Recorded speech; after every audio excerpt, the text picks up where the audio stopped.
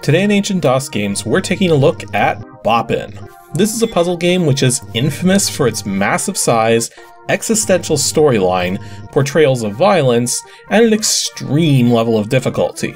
In fact, there's a lot of people who consider this game to be borderline impossible to play. Well, to any of you who share that opinion, I just have 4 letters for you. Are you reading this? Do I need to make the letters bigger? Do you even know what these letters stand for? You do? Okay, good.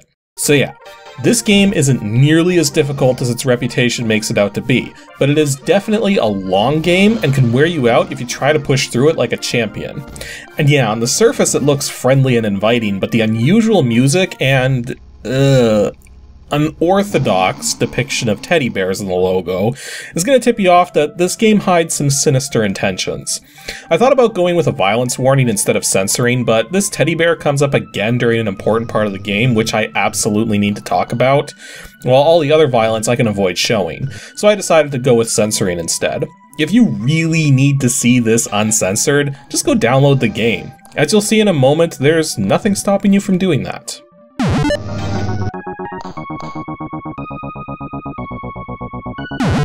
Boppin was originally created for Amiga computers in 1992 by Accursed Toys, though they later ported it to DOS and published that port through Apogee in 1994.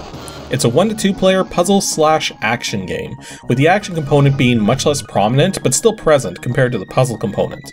That's why I listed it second. In terms of video, it only supports VGA 320x200 256 color graphics, but in terms of audio, it supports quite a number of different cards, the Logitech Soundman Wave being the oddball of the list, as I don't think very many games supported that short-lived, buggy audio card.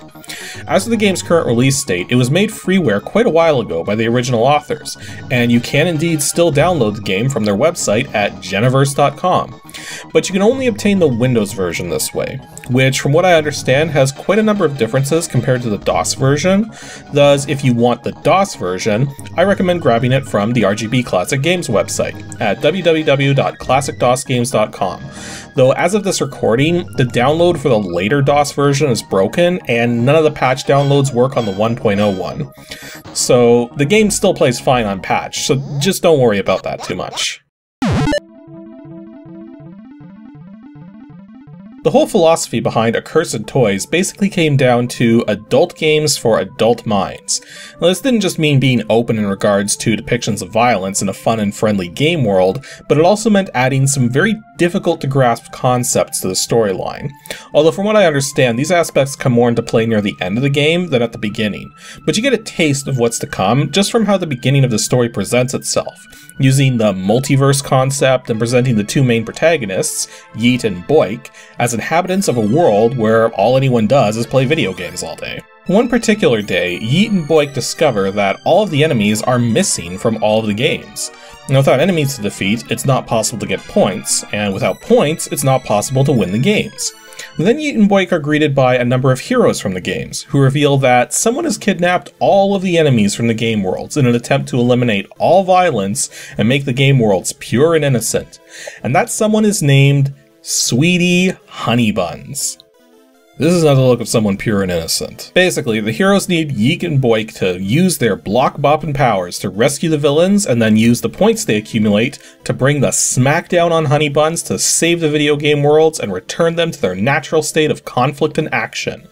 And the heroes can't do it themselves because they don't want to be caught helping the bad guys, lest it ruin their image. Anyway, enough with the story, let's get boppin'.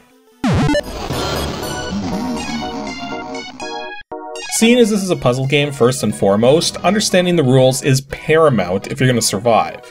And you start each level on a special spawn platform, which also generates a boppin block, which will be automatically picked up when you touch it. The goal is simply to throw your boppin blocks into matching blocks to clear them. However, there is a few tricks to this. The first is that you can only throw diagonally, either up left or up right, and you're not trying to hit the blocks head on, rather you're trying to hit the sides of them. It can take a little to get used to how this works, but most of the levels make it easy enough to follow diagonal movement on the background, and even if you can't do that, you can just visually count the spaces. It's also important to note that Yeet and Boik cannot jump. To move to higher or lower levels requires the use of elevators.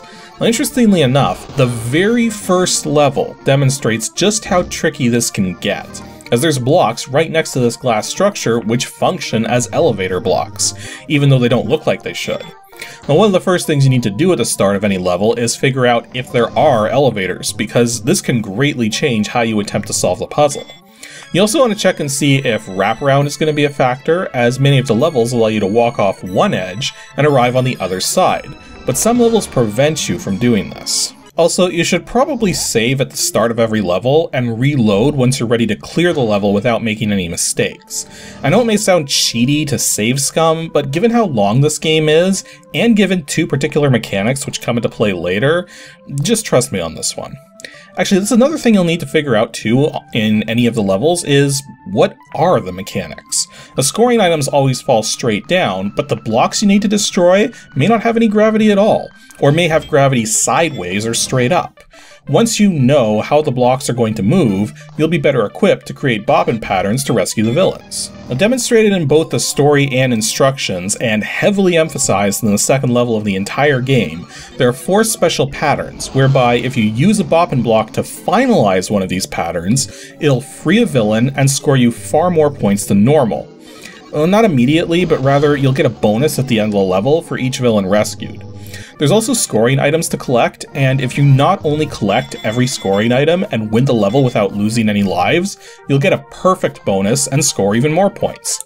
I should point out that you lose a life when a Boppin block either hits a block it doesn't match with, flies off the top of the screen, or hits the floor, if the floor that you're walking on is considered a floor cap, as some may not be, in which case your Boppin blocks will just bounce off without issue.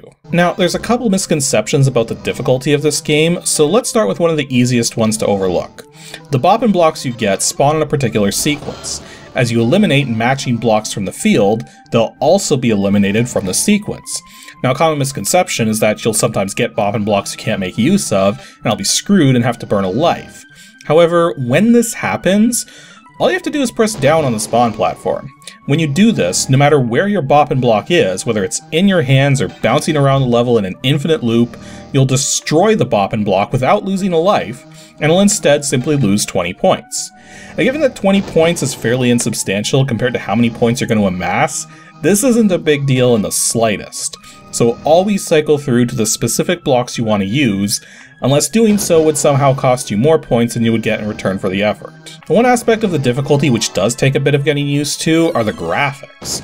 Now, this is one aspect of the game that's extraordinarily well done, is just the variety of graphics. Despite there being 160 levels in this game, the graphics don't repeat all that much. Heck, a quick browse through the built-in editor will even show you the massive number of items, which are simply scoring items or extra lives.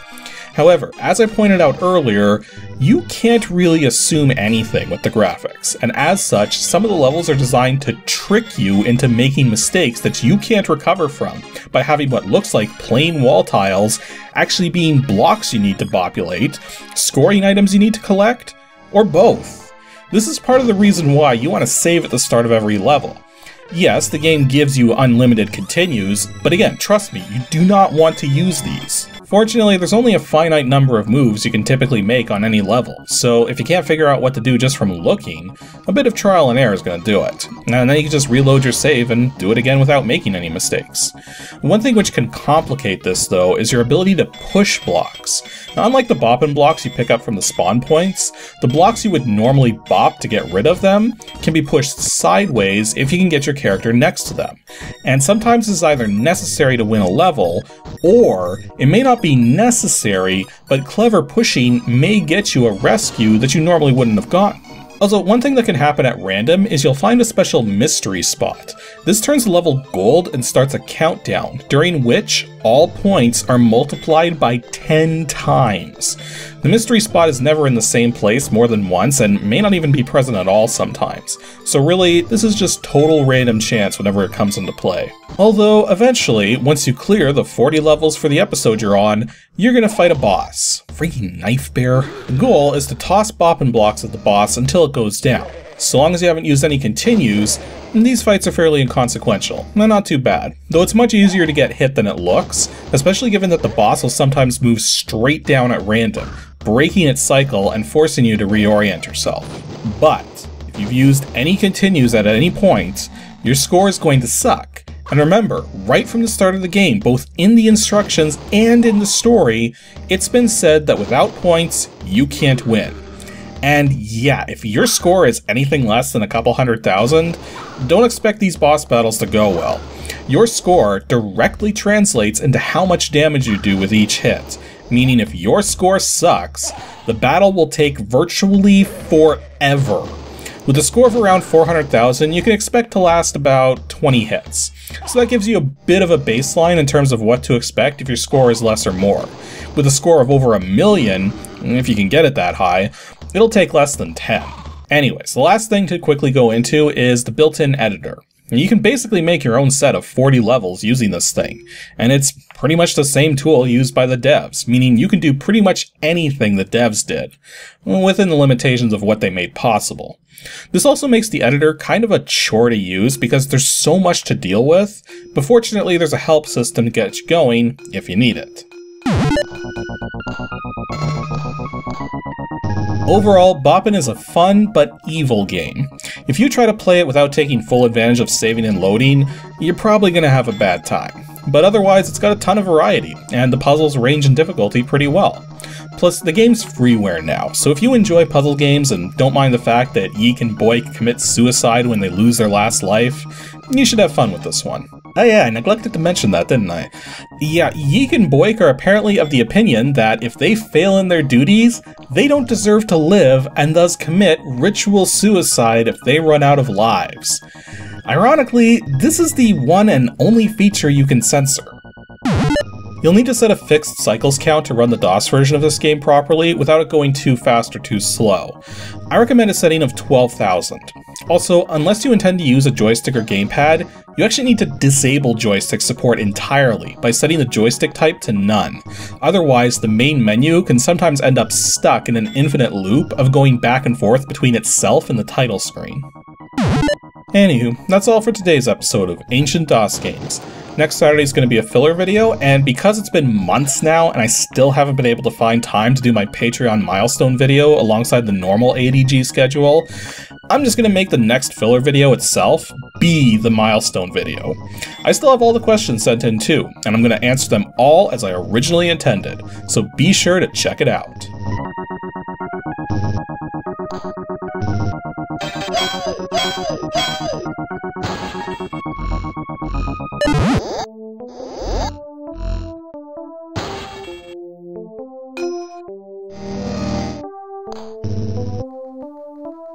Thanks for watching everyone, and special thanks to those of you supporting me on Patreon. Here's just a small sample of you guys.